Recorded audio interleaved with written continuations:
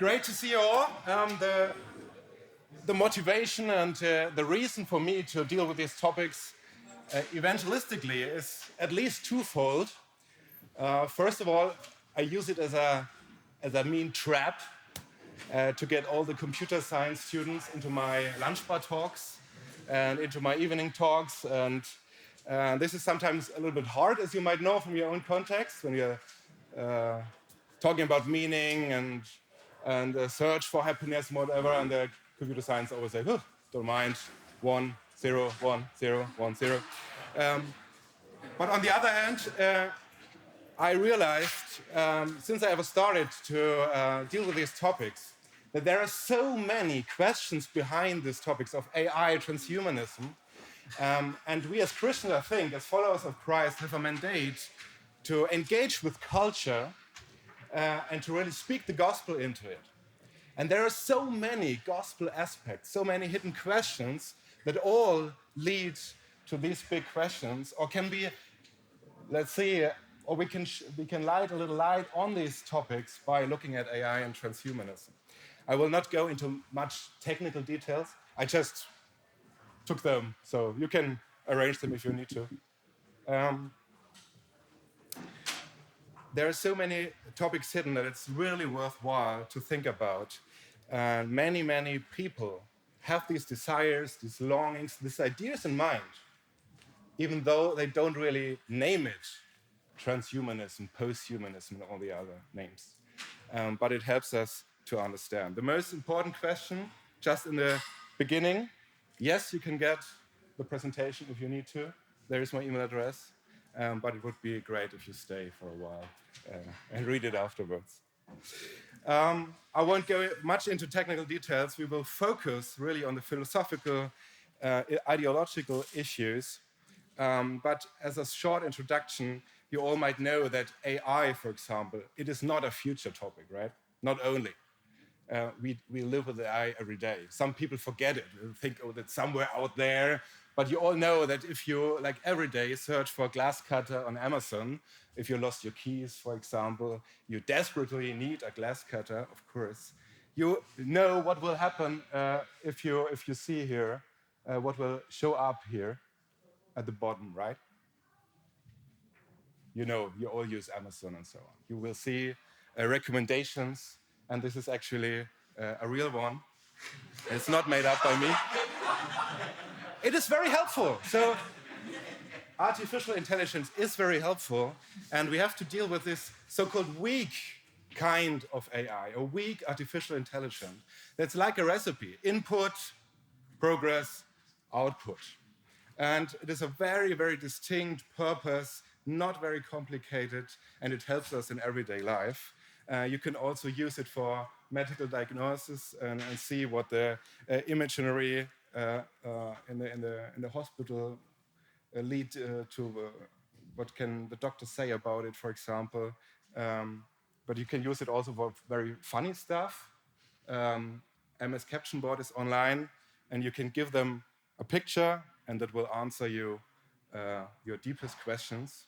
So what is this picture all about? It's not a car, it's a white toilet sitting next to a yellow building. This might be funny, but very quickly we come to very serious issues when it comes to AI. For example, a very serious issue is Leonardo DiCaprio. A picture of him in his film Revenant, holding, what does the AI say? I think it's a close-up of a person holding an umbrella and he seems angry. Whereas yes, he seems to be angry, but it's not an umbrella. And there things start becoming a little tricky. Because in real life, I think it might be interesting if there's an umbrella or a rifle in the hand of an angry man, right? So we immediately come up with very serious questions, but also with the deepest questions of mankind. Does someone still remember this viral problem? It is a while ago, but you're still laughing. That's great. So artificial intelligence has finally solved this riddle. What color is this dress? we have asked the wrong question all the time. What does AI say? It's a close-up of a suitcase. Problem finally solved. So these are, of course, weak kinds of artificial intelligence, but where these all things might lead to, and this is some desire it, some fear it, is the big topic of course, strong artificial intelligence, or some call it AGI, artificial general intelligence, super intelligence. Nick Bostrom from Oxford calls it in his book, super intelligence. And this is the fear that one day there will be the so-called singularity or point zero, where the algorithms become so strong that they surpass human level intelligence and become stronger, better than humanity itself. And this immediately leads us into philosophical ideas of transhumanism and post-humanism. So AI, in short, is the attempt to transfer human learning. So it's all about copying, understanding human brain functions, thinking to the computer and give it intelligence. And AI can find answers and solve problems on its own. But then we got even more problems. The MIT, the famous MIT, has this so-called moral machine online for years now. And it confronts us with the question, what should a self-driving car do in case of an emergency? Who shall be killed? Whose life shall be saved? The ones in the car, the ones on the street? And you, the user, can go online right now to the MIT and do this survey. There are many, many pictures. And click yes or no, who shall live, who shall be killed? Because the MIT wants to find out what kind of morality can be programmed into artificial intelligence. And one idea is to ask all of humanity and then take the result of the survey. But it is deeply, deeply biased. The results of the survey show that young people will be saved more often than elderly people. Men will be saved more often than women, and so on and so on. It is deeply biased. It is not really helpful, but the problems stay, right? We are confronted with deep, deep questions. And this is a little speed up now that takes us to the big issues of transhumanism, the philosophical school of thought that seeks to extend the limits of human capabilities, whether intellectual, physical, or psychological, through the use of technological processes. They assume that the next evolutionary stage of humanity will be achieved through fusion with technology. The technologies we wear on our bodies today, the wearables, will be carried inside us in the future. Cyborgs are to take the place of humans. This is not by me, this is just the desires and even the hopes of transhumanists. This is the next evolutionary stage.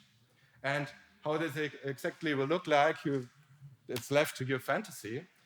You might know that the Simpsons also invented Futurama. And the authors of Simpsons and Futurama are huge prophets. I think the biggest prophets of our time. Yeah? They knew that Trump will be in the White House one day. And they knew 20 years ago that the ideas of transhumanism will appear on the screen. We will upload our psychology, our personality, our minds on a cloud and live forever on robot bodies, for example. We see it in the science fiction movies, of course. We can find aspects of transhumanism also, of course, in medicine.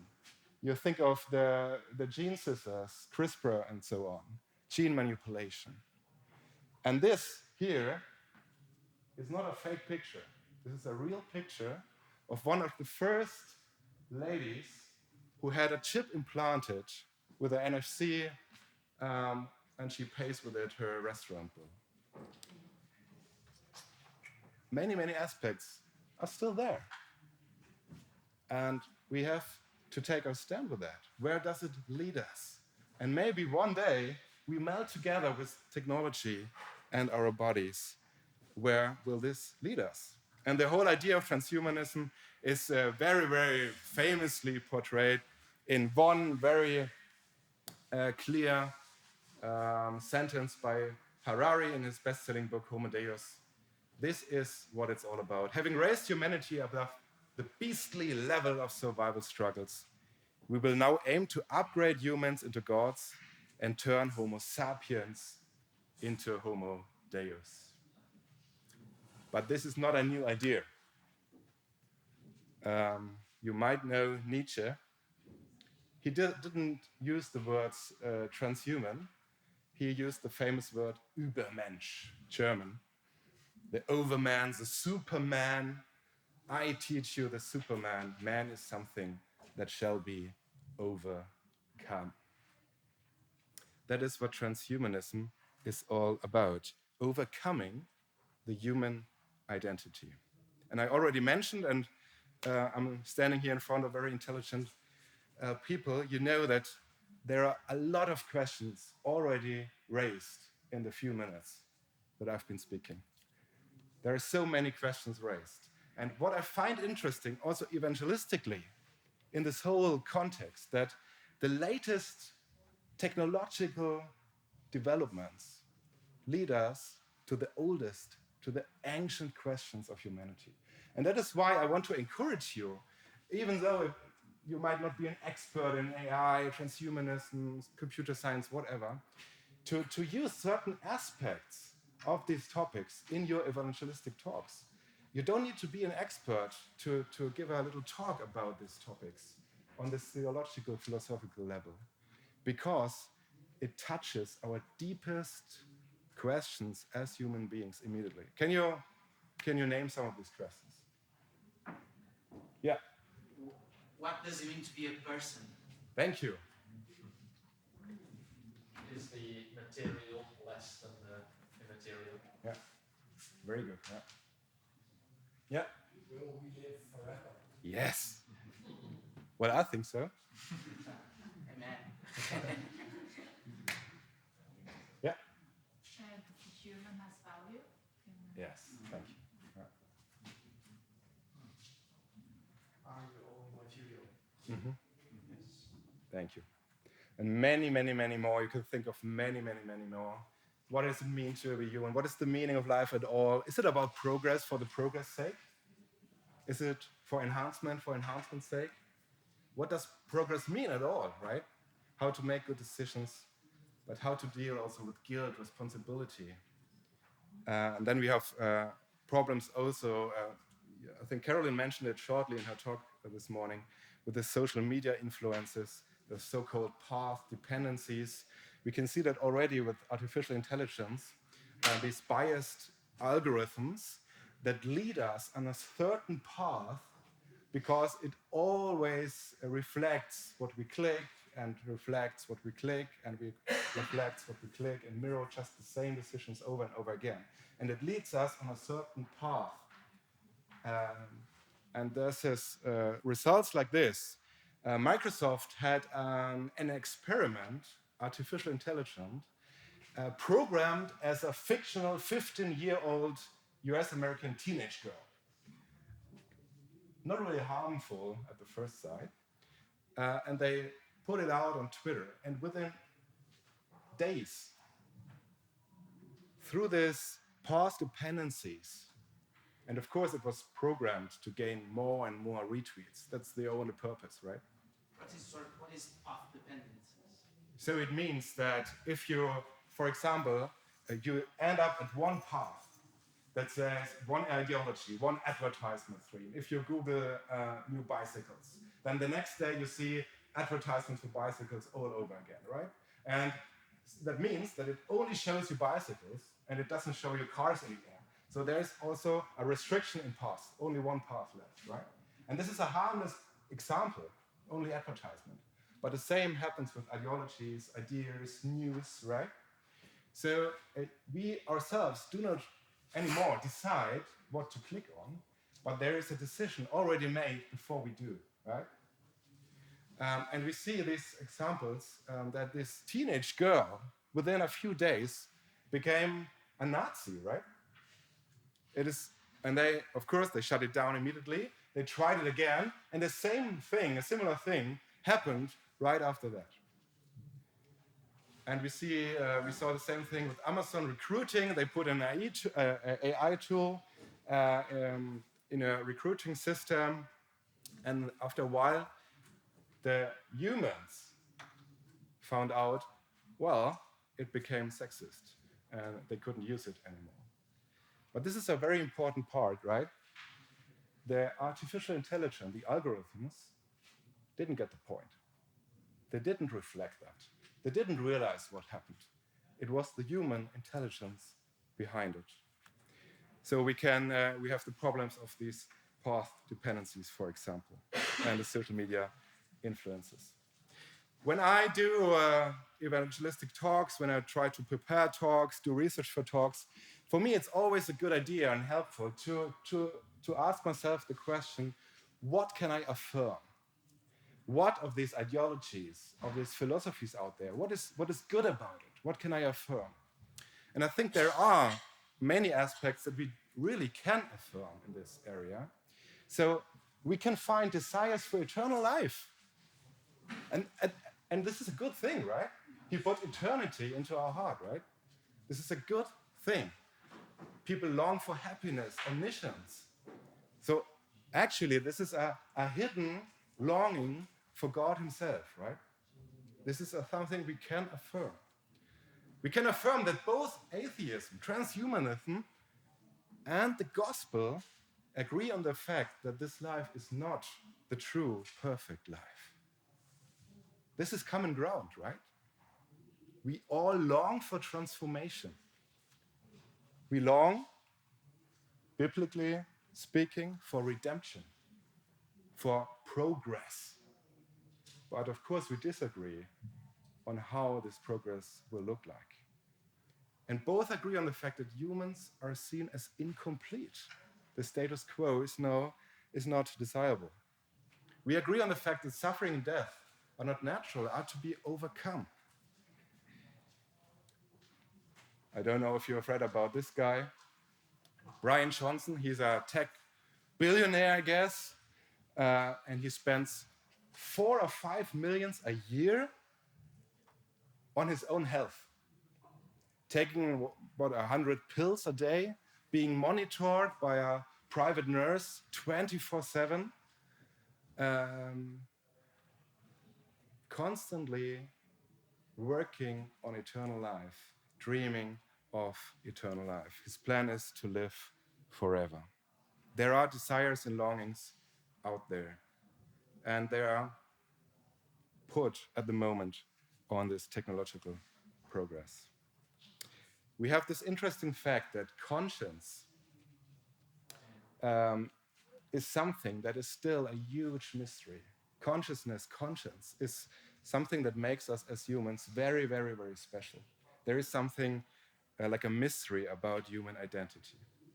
And then we can find a very, very interesting distinction in human intelligence and artificial intelligence.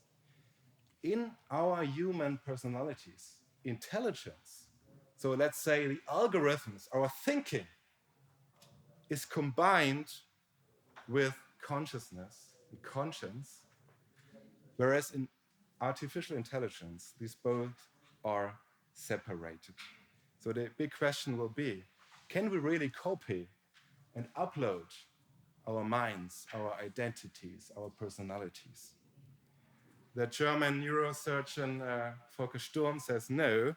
He says there is consciousness, but we can't explain that at all. There is no access to it. And I'm very, very sure that we will never be able to explain it. One of the very great mysteries. That's what he says as a natural scientist. Affirmation and then deconstruction. And we ask the questions, can a human nature really be improved? What does that mean at all? Sometimes people say we want to improve humanity. And that isn't really helpful, because we need to ask the next question in conversations and talks. What does it mean?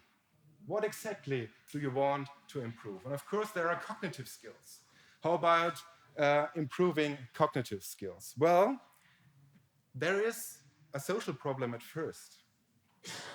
Maybe you can improve some individual persons in cognitive skills for a while. But then immediately, if you don't manage to improve humanity universally, you get the problem of injustice immediately.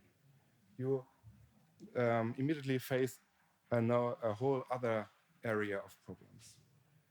But cognitive skills, what does it mean? It could mean memory skills, it could mean the attention span. But there are huge problems here. Memory skills is not all we need. We also need the grace of forgetting things. Not only because there are traumas in our past that we want to overcome and forget, but on a mere neurological level. Our brain needs to forget every day. That's why sleep is so important. We desperately must forget. Imagine for a while that you could remember every second of a day only. You could remember every second of yesterday. Everything, every breath of air you took, everything. That would be a huge burden, wouldn't it, right? And neuroscientists say that our brain is not made for that. We see that when people can't sleep anymore. There's this diseases where they just can't fall asleep. They will die. Yeah? It is necessary. We can't improve memory skills. They have a liberating effect. It has a liberating effect to forget. And then, even if it would be possible in the future, by new technologies, then the question would be, what would you delete? And would you regret what you delete a day later? And could you then delete your regret about the delete? And so on, and so on, and so on. Attention span, we know with like Ritalin and other pharmaceuticals, that yes, you can focus better on one thing, but at the same moment, if you raise the attention span, at the same moment, you lack other things immediately. Lack of interpersonal relationships, reduced interest in new experiences, spontaneity, creativity. And there is a huge contradiction here. If we want to find human progress, we want to improve, we want to get better, then we need new experiences. We need spontaneity, creativity, interest in new things. And finally, what is the goal? What measure of attention span is enough? What memory skill is enough? What is the goal? So we see that we will always have to deal with some kind of limitations. We just exchange one limitation by the other. Cognitive skills, we can think about happiness. What about getting in a good mood all the day, every time? That could be improvement of a human being. That could be what it means to be a better transhuman. We see from research and from personal experiences, I'm sure, that any intense joy is the fruit of reaching goals, especially through hardships. And often the harder the hardships, the more joy afterwards. You remember your last hike up the biggest mountain? You feel a little bit better than if you took the cableway, right? I think so, normally. When it sometimes hurts. Yeah, but then there's the joy and the pride, yes. Or brought by relationships and not by pharmaceuticals. And what happens if there is this induced level of happiness all the time, where we know that this happiness flattens, we know it doesn't stay up, and we simultaneously realize that human striving for self-development also slackens immediately. It's not that easy. And what exactly will make you happy? Do you know now what will make you happy in 2 days or 1 year? Aging and death is eternal life we're striving for. This is a little bit complicated topic. But one of the authors said that death is still the most effective imitation of our tendency to egocentricity and narcissism. Think about it for a while. And they go on, the philosophers go on and think that if you live forever, you will have no desire for offspring anymore, especially mankind in general. That means mankind would continue to age, which means biological age maybe will be overcome, maybe, but there is still the mental aging that I have mentioned here. This problem still remains, and there won't be progress anymore, no openness for new things. Also, elderly people nowadays say that the world is getting faster, faster, faster. We feel like strangers in the world. Of course, we could erase the memories. Some transhumanists say just erase the memories. But neuroscientists know that your memory, your experience, is a fundamental part of your identity. So if we do that, we would all run around with fragmented, damaged personal identities. Can human nature be improved? And in the end, there is the final philosophical contradiction of transhumanism, posthumanism. It says the desire to improve human nature still emanates from that very nature. The new man, Homo Optimus, cannot be a meaningful goal for us because we ourselves, Homo sapiens, would then no longer exist. Transhumanism means progress, overcome the human being. It means overcoming myself. And there is no I left anymore to realize this new identity. C.S. Lewis, of course, he has to appear somewhere because he has said clever things about everything in the universe. In 1943, he wrote the brilliant prophetic book, The Abolition of Man, 1943, speaking exactly of the same thing. Man's final conquest has proved to be the abolition of man. The desire to improve human nature still emanates from that very nature. The new man cannot be a meaningful goal for us because we ourselves, Homo sapiens, would then no longer exist. On what tendency we realize here, just find an interesting picture. The tendency we find here in transhumanism in the end is that it's not about the personal identity anymore. It's not about you and me anymore. It's only about some beings, some transhuman beings, or it is about the mankind as a very abstract crowd. But it's not about you and me, individual persons with worth, value, and dignity. It was very telling to see on the German television an interview with Elon Musk. And he is asked in the end of the interview, Elon, are you a happy man? With all you do, are you a happy man?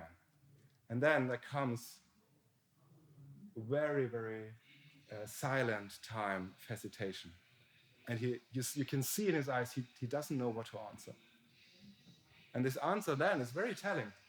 I would be a happy person if mankind managed to establish an autonomous settlement on Mars. You see, it's not about me anymore. It's about mankind, about the future crowd of whatever it will look like. So this leads us to some very interesting aspects, which I will not cover all for the moment, but I want to hold for a moment on this very interesting fact, and I will recommend a book soon about that. But let me just stop in Hollywood for a while. Not only C.S. Lewis is very prophetic, also Hollywood, great philosophers of our time, right? And we see also this contradiction here. So on the one hand, we're all longing for this progress, overcome humanity, which finally leads us to overcome ourselves, abolition of ourselves, of identities. But on the one hand, Hollywood tells another story. The stories we tell us are totally different. So our desires, our hearts, tell another story, right? We value individual human lives. And I hope you all have seen The Martian. You have to. You must. There is this wonderful story about the astronauts flying to Mars, having the science paradise on Mars. Everything is fine. It's like the Bible story. In the end, paradise in the beginning. Then you have the fall, the catastrophe, the accident. Some of them manage to go to the rocket. They start off. One is left, seem to be dead, left behind. And after a while, they get a signal. And they realize, no, he's still alive. And then this interesting question comes up. Is this one individual guy worth billions of dollars for the rescue mission? And is this individual guy worth that 7, 8 other astronauts risk their own life for this rescue missions? So we see that Hollywood can't tell future stories without suffering, without catastrophes, without death, war, sickness. We can't even imagine what this world might look like. Not even Hollywood can imagine that. And as a Christian, I am convinced that even if we managed to be back on Mars, we bring our broken hearts with us, right? We bring our hearts, our pain, our sinful hearts with us to Mars. Let me come to a final question, and this is the mind upload question, the transhuman dream. Can we live forever? Can we upload our minds to a cloud, live on a robot body? Or in other words, can we map consciousness, personality, algorithmically? Can we do this? I have phrased this question like this. Is a human being ultimately algorithmically describable? What would mean if you can describe us with algorithms? Would mean you can copy us into a cloud. And if we can be comparable, it means you and me are replaceable. So again, the same issue. No individuals anymore, not you and me anymore, but maybe thousands of you if someone steals your algorithms. Or is he or she God-given, unique, and valuable? And I want to have a quick look into what a very interesting author says about that from a very secular, just a secular point of view. And I want to recommend his book wholeheartedly. Thomas Fuchs, German philosopher and psychiatrist. Very, very interesting combination. And his work was published at Oxford University Press, In Defense of the Human Being, Foundational Questions of an Embodied Anthropology. And he asked this question: can we map consciousness algorithmically in the end? And he deals with two aspects. One aspect is, what is information all about? And the other is, can we live without a body? It is very, very interesting because Thomas Fuchs did a lot of research on disabled persons, mentally disabled persons, bodily disabled persons. And he also always asked the question, can we communicate with each other? Is there personality behind this person? Where can we have contact? And he comes up with all these ideas about AI, humanity, transhumanism. And he tells us that more recent scientific theories clearly show that information is understood to have preceded matter. And this is very, very interesting because in the beginning, God spoke, right? And in the beginning was the Word. And not to read everything, but his main point is to say that information exists only for conscious living beings or for persons. I read out this second slide. This is a little shorter. If consciousness is necessary to understand information, that is, to see something like information in the structures and patterns of the world in the first place, then it cannot itself consist of information. As conscious beings, we are informed, we have knowledge, but the consciousness of all this information is not itself yet more information. Because this information would have to be understood by another consciousness in order to be information, namely by a consciousness that would itself be information again, and so on, i.e. an infinite regress. Consciousness itself cannot be composed of information. Information is only available where someone understands something, and that is the person, not their brain. A little bit complicated. I'll give you the slides afterwards to think about it for days, okay?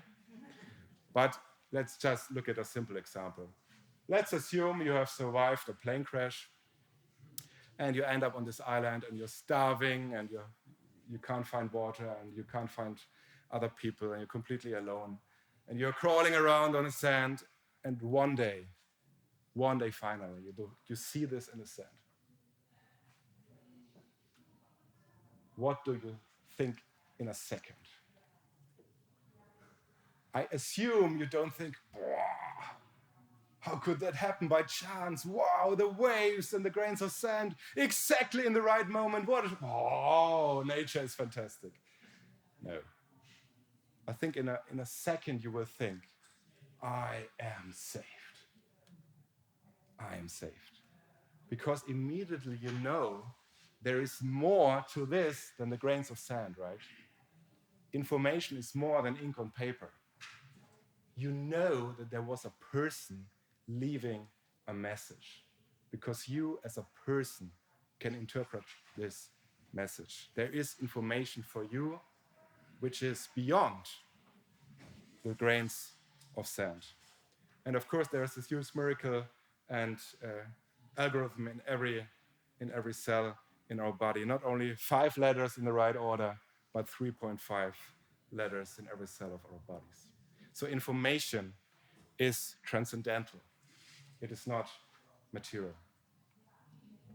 And the second thing is the question, is a life without a body possible?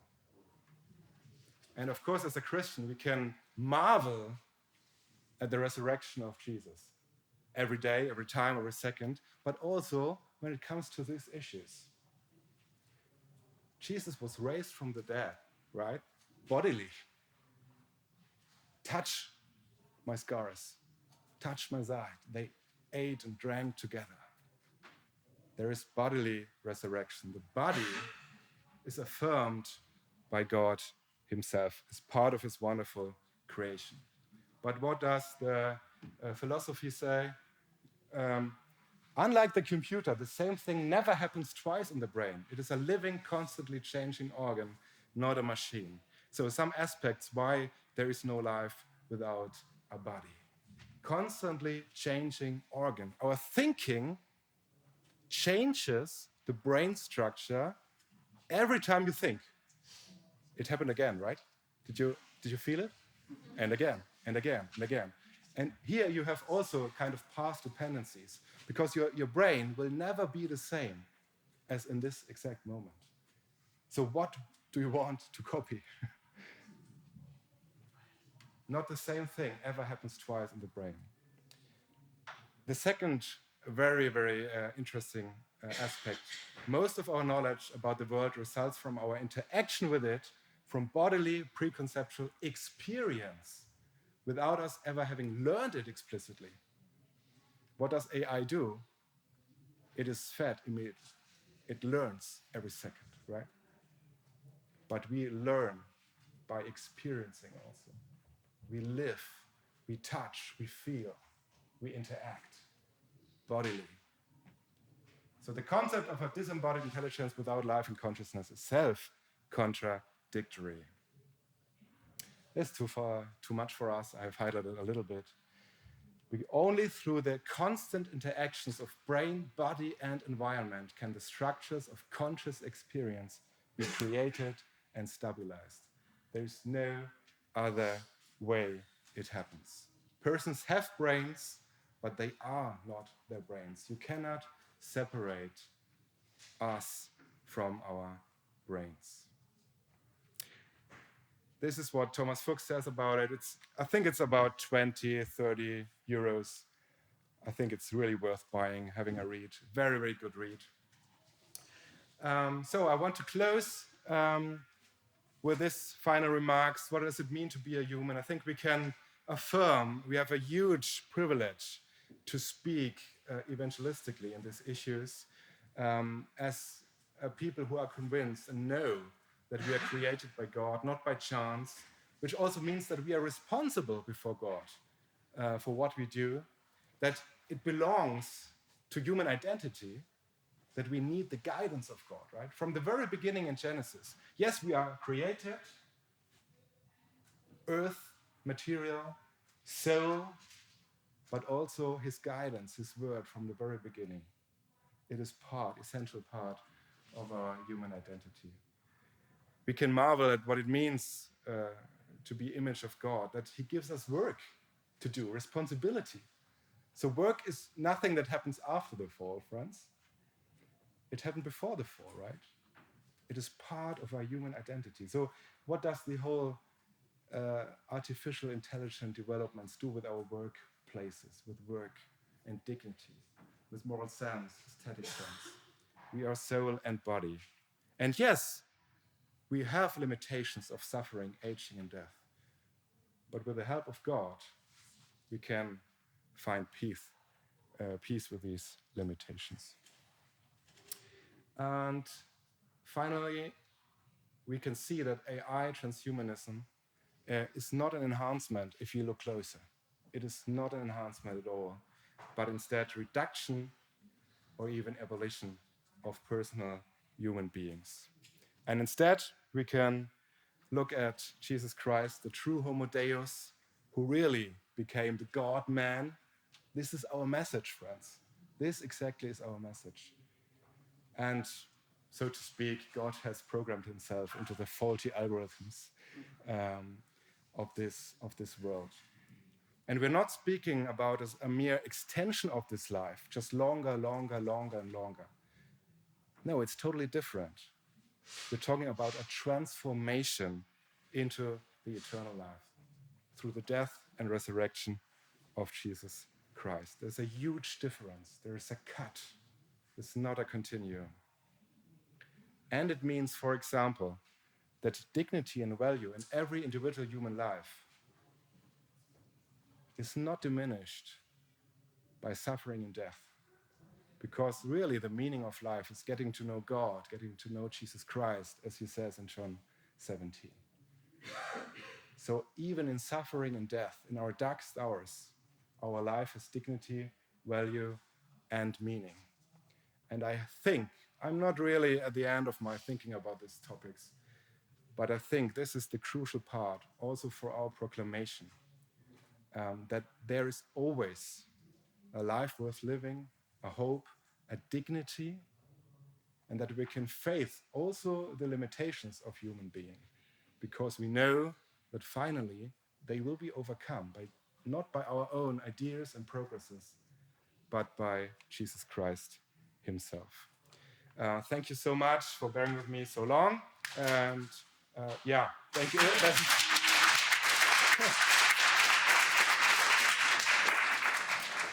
That is very, very kind of you. And maybe we take the time for some questions and remarks and ideas. Yeah, thanks, Christian, for your really interesting talk and your interesting critique on transhumanism. Now, so you quoted Fuchs and saying that, if I wrote correctly, that brain is constantly changing and therefore kind of not a machine. So I'm a computational neuroscientist, and we still tend to see brain as a machine, at least to try to understand it. Yeah. And we can easily have artificial systems that constantly evolve. So I don't quite see exactly why a changing machine is not possible. I think the point, yeah, thank you, yeah. So you are the expert now. No. But I think, if I understood Fuchs exactly, his focus was to say that it is a living organ. Yeah, it's also interacting with biological processes and so on. And we cannot copy this whole process. We cannot just upload this only on the informational level. Yeah, but you have to keep the whole system, also the neurological system, the biological system, as a complete system together. Yeah. And one aspect is the constant changing, right? But you say that you can kind of program constant changing and learn. Deep learning is kind of changing, of course. The algorithms change themselves, right? Yeah. Yeah. Maybe we can have a discussion. Yeah, but it's very interesting. I think what also is important to mention, I think, please correct me, but I think that is also a sum of arguments here, some of aspects which have to be taken in consideration as a total, I guess. Yeah. Yeah. Yeah. Yeah, I think that's the thing is as an whole. And thank you very much for this presentation. It's very interesting and very important at this time. But I was thinking about what would a person which is not Christian, who doesn't understand the whole picture, what would she or he think about this idea of abolition of man? I totally agree with it, of course, but wouldn't they think, yes, but what you don't you believe, you Christians, about the old man and new man? So these new men, this totally new, this 2.0, wouldn't be more or less the same as a Übermensch, a transhuman, and also this idea of the problems as part of humanity that you were talking. Yeah. The say, limitations, the problems. Yeah, it's part of being human. Yeah. I think the slide was about the Hollywood stories, and we wouldn't have these problems, and that would be a problem in itself if I understood correctly. Yeah. Yeah. So, but in heaven, these atheists would argue, in heaven aren't we supposed to don't have problems? So if it is a problem here, why it is not in Christianity? Very, very good. Thank you. Thank you for paying so good attention also to my talk. It's always good for a speaker to get these brilliant questions afterwards. So it means that even in the afternoon, you paid attention. So what is, I think, crucial to mention is that there is a huge difference between the hope of transhumanism in just living longer, enhancing, just spreading the lifespan, and the promise of the new life that comes with Jesus Christ, with the resurrection. It goes through death, right? So our redemption goes through death and resurrection. And Jesus did this for us as the first in the new creation. And that there is a fundamental difference, and then that there is the promise of no death, no suffering anymore, in the personal connection with the Creator. And of course, there remains a mystery. You and me, we haven't been to heaven yet, right? No. Don't surprise me now. Oh, please surprise me, maybe. But in a talk or in a conversation with an atheist or transhumanist, I would really focus on the deconstruction part, and show the weaknesses and ask him, hey, look, this is what I really find weak. There I see a contradiction. What do you think? Please help me understand this. Do you see a contradiction there? Can I explain what my Christian faith says about it? Yes, it affirms we have problems, we are not complete. Yeah, and we cannot do it on our own, right? Look at the past thousands of years. We didn't manage. Do you think that we will be happy on Mars, or will we bring problems there, right? So I think it's I would go this way. In the sense that it's not just a question of quantity of days, but the extension. Exactly. Thank you. But also the quality. Thank you. Yeah. And I think that you said that in a way with the problems of if these are really better lives. Yeah.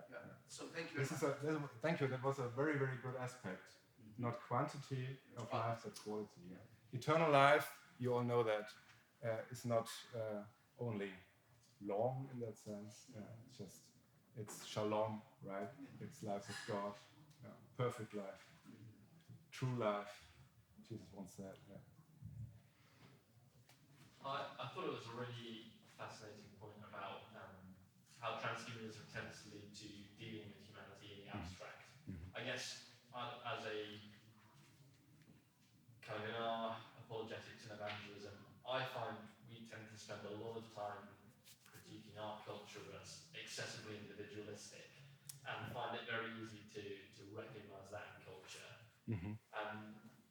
Are there any kind of more popular level ways that you see a kind of tendency towards abstraction and humanity as kind of unnecessarily abstract in the culture when you see that? Yeah.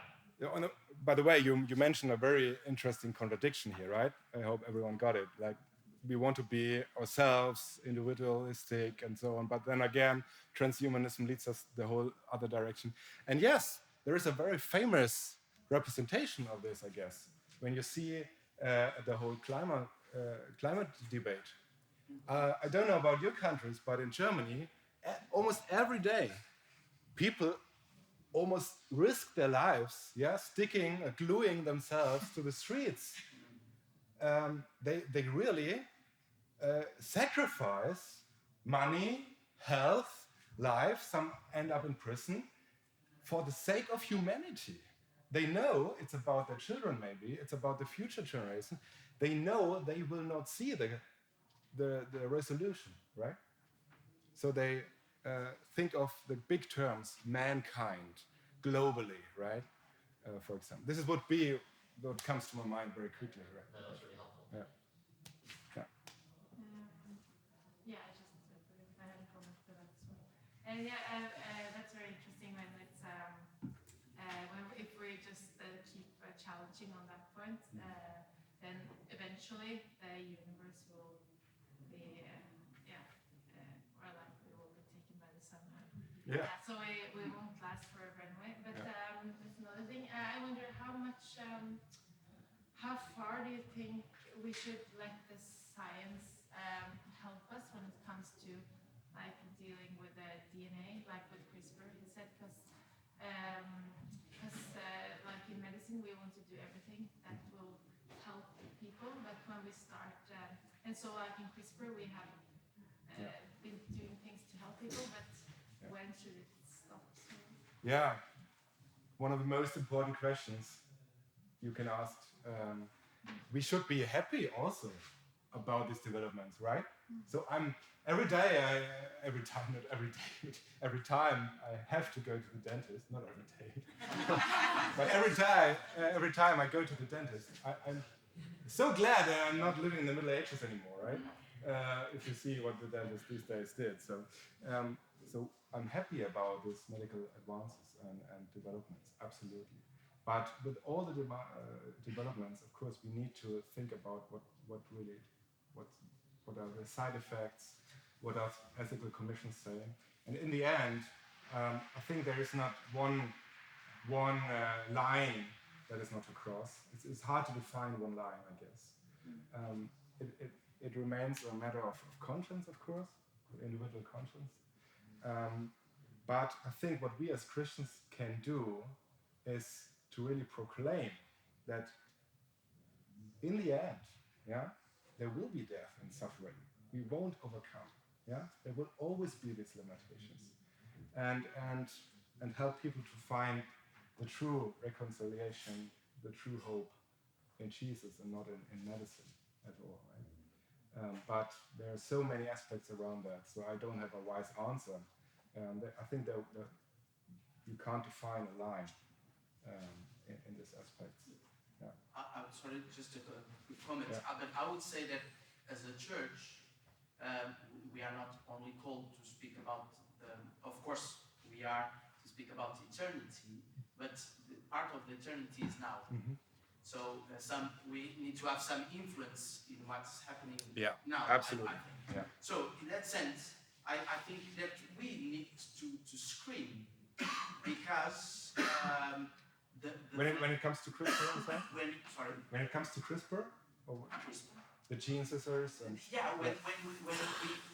when we are talking about AI development, we need to scream because the velocity of it is amazing, and there is no time to think about something, because when we start to think, there's another one already, and another one, and another one. Exactly. So the velocity is an enemy of thinking, and an enemy of ethic thinking.